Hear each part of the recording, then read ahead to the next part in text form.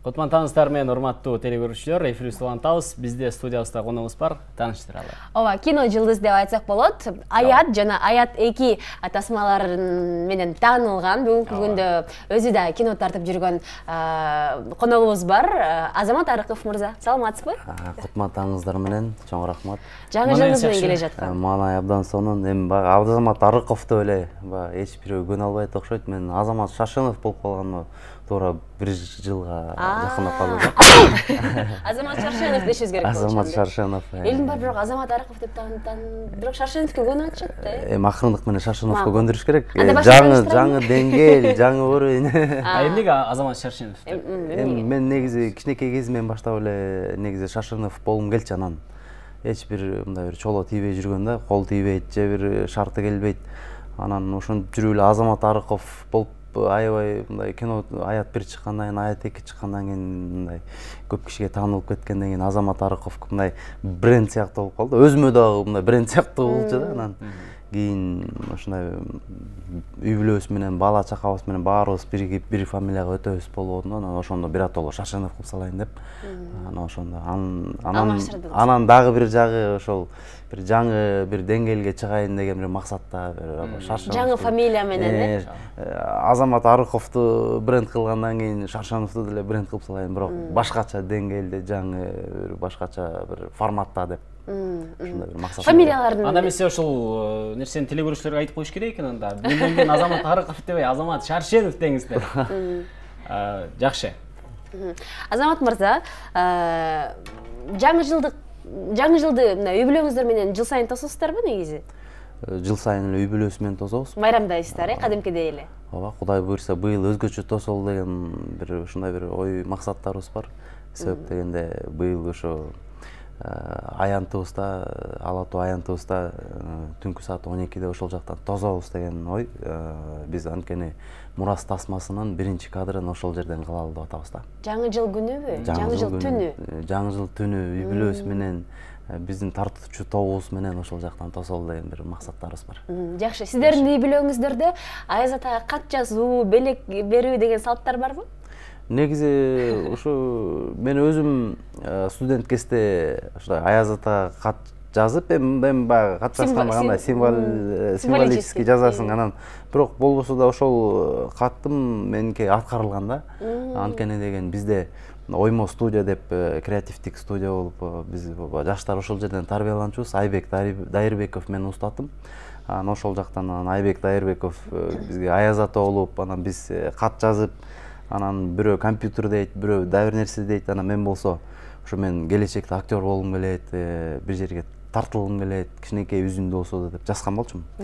Анан ошо баарыныкын аткарып келип, меникин дагы ошо өзгөчө аткаралы деп, анан Сейизбек Искеналиевдин жана Селкиге деген ыры бар. Жүрөккө жүрөк. Анан ошондо мени тартышкан да бир эпизодундачы. Мына сенин эмеңди аткарып атабыз, ошо каалооңду аткарып атабыз, кыялыңды орундатып атабыз.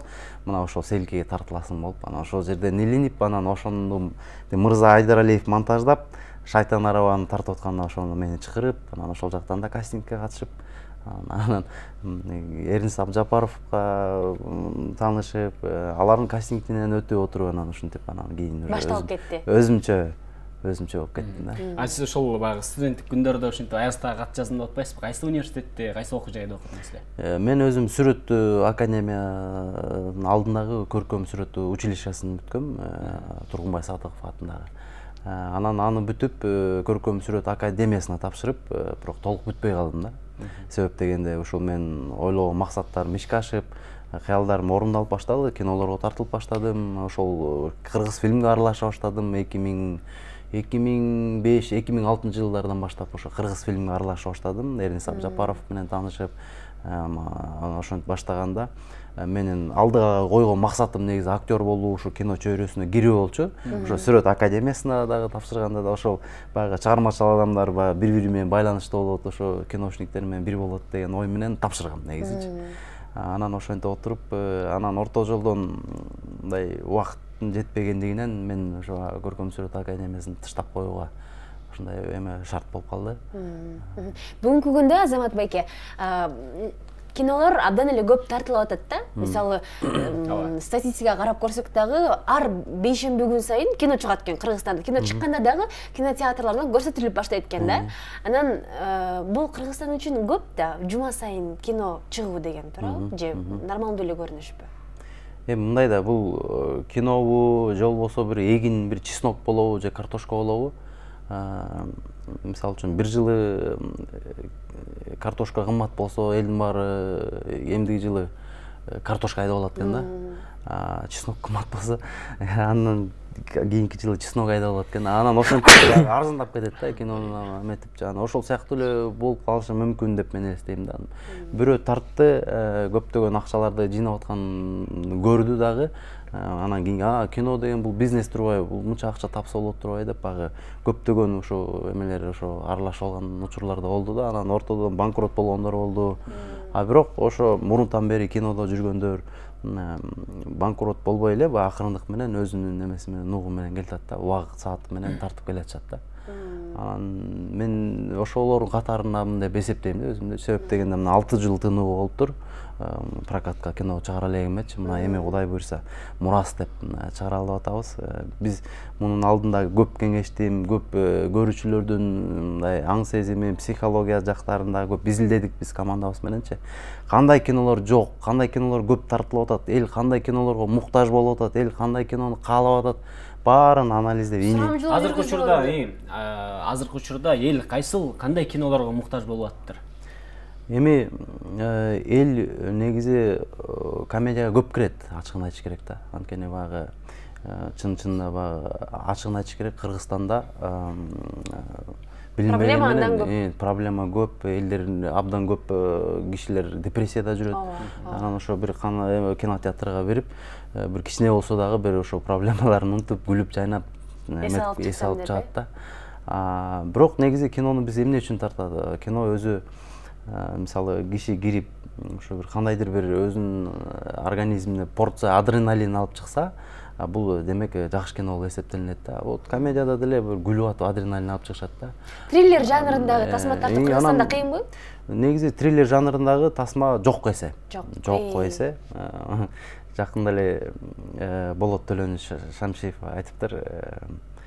Бизде көркөм художественный руководитель бизде Эмиль Борончиев, Болот Төлөнүштүн мындайча айтканда шакирти болуп эсептелинет. Анан ошол биз кадырлуу конок катары чыгаралы деген ой менен ошо эметсек, сураптыр Эмиль Борончиевчи: Болот Төлөнүш, вы как вы относитесь к триллеру десе, а кто у нас снимает дептир да.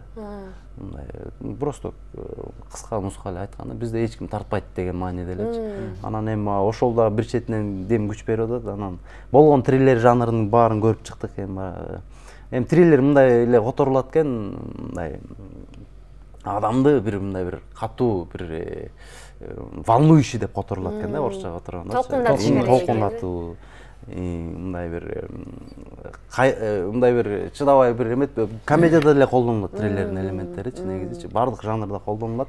Бирок триллер, чистый триллер бул адамды башынан аягына чейин бир суроолорду коюп, ошо суроолорду жооп издеп, эмне болуп кетет экен деп башынан аягына чейин бир мындай бир кээ кезде кинотеатрдан карап отурсаң телефонду карап алгысып кетет, кээ кезде сыртка чыгып кетет. Ошондой триллер жанрында менин оюмча андай болбойт деп. Башынан аягына чейин карап турат көрүнүш. Азыр мен көзүмдү мындай эле алып ийсем, азыр бирдеме болуп кетип, мен бир нерсесин кое бербейинби деген бир ой болуп кетиши мүмкүн да. Же болбосо мен алдыдан бери коюлган бир суроого мен жооп таба албай калышым мүмкүн деген ой болуп. Жакшы, кастингдер боюнча Азамат байке. Сиз буга чейин ошол студент болуп жүргөндө көптөгөн кастингтерге катыштым деп атпайсызбы? Анан азыр болсо азыркы учурда бир чоң продюсер, режиссер болуп өзүңүз кастинг алып калдыңыз да. Кастингде кандай кылып өтүп кетчү элеңиз? Кастингде негизи мындай болчу да, биз барганда эшик тыкылдатып кирчүбүз, бир эки киши отурчу да, мындай жюри болупчу. Анан кересиң, сыртта кишилер күтүп турат. Кирип ар кандай суроолорду берет, ырдайсыңбы, бийлейсиңби, мурун каякта тартылдың эле деген учурлар болчу да. Анан барып сүрөткө түшүп коюп эле кетчүбүз. Бирок мен ошол багы кийинкисине ошол эле кастингке мындай эме чачымды өзгөртүп алып башкача кийинип алып кебетемди бузуп алып дагы келген учурлар болчу да баягы балким тиги образым жакпай калат анан бул менен өтүп кетем деген мен ушинтип анан ошентип атып Эрнис Абжапаров байкебиз мени таанып калган ушинтчи ай сен келбедиң белең анан баягы ошентип Бос Салкынга өтпөй калгам кастингтерине баргам андан кийин ошондон Бос Салкынга кимдин образына бардыңыз эле эми мен мындай бир алдыга бир максат коюп бул баланчанын образына деген ой жокту каяктан өзүң эч жерде тартылбасаң анан бир жерине өтүп кетсек эле бир жерине мындай басып баратып мындай карап мындай өтүп кетсек элек деген ой максат болот экен да анан ошентип ал максатыңа жететкенсиң анан ушундай мен басып бир жеринен өтүп кеттим эми мындай барып мындай башкы каарман болбосом дагы башкы каарман менен өтүп барат мындай сүйлөшүп кетсем мындай бир эки сөз айтып кетсем деп мындай самайт экенсиң анан ал дагы максатыңа жетесиң да ал максатыңа жеткенден кийин анан мен эми башкы каарманды мен мындай кыялданбай эле коеюн баары болбойт бул жашоодо жетпей калышы мүмкүн жок деген ушу башкы каармандын жанында жүргөн мындай экинчи пландагы ушундай актер болсомму дейсиң да анан ал дагы максатыңа жетет ал максатыңа жеткенден кийин анан болот турбайбы болот турбайбы мен башкы каарманды аткарышым керек деген ой максатты алдыга коет экенсиң анан ал дагы келгенден кийин анан ошо ал башкы каарманды аткарганың дагы мындай мен режиссер мен өзүм каалагандай кылып тартпай койду мен мындай кылып аткарсам болмок минтейин дегем бул жерде минтип ойносом болмок деп отуруп анан өзүң кино тартып баштайсың анда өзүм мындай режиссерлукту үйрөнүп алып туруп эле өзүм каалагандай кылып тарта бербейминби могу жерде болгон нерселерди деген ой максат менен ушунун баары пайда болгон да өзүнчө акырында кадам менен тепкич менен барып туруп жакшы экен ошочу адам максаты жок адам эмес да негизи мындайча айткандачы ошондуктан ар бирине ушундай бир жакшы бир кыялдарды ошо алдыга койгон максаттарды каалайм ошол максаттарына баягы умтулушун каалайм сөзсүз түрдө эмгек керек ошо күндү эмгектениш керек аракеттениш керек да демек бул жерден ошол мен да киного тартылсам мен дагы кастингтерге барып бир эпизодко болсо да арткы планда болсо да чыгып калам деген биздин баягы көрүүчүлөр жаштар бар болушу мүмкүн Азамат Байкеден жакшы кеңеш болуп атат окшойт кайра бара бериш керек кастингге образды өзгөртүп болсо да бара бериш керек экен сизге чоң рахмат Азамат Байке ыраазычылык билдиребиз жакшы маек үчүн чоң рахмат силерге ыраазычылык билдиребиз дагы бир жолу ал эми биз улантабыз таң программасын эч кайда алыстабаңыздар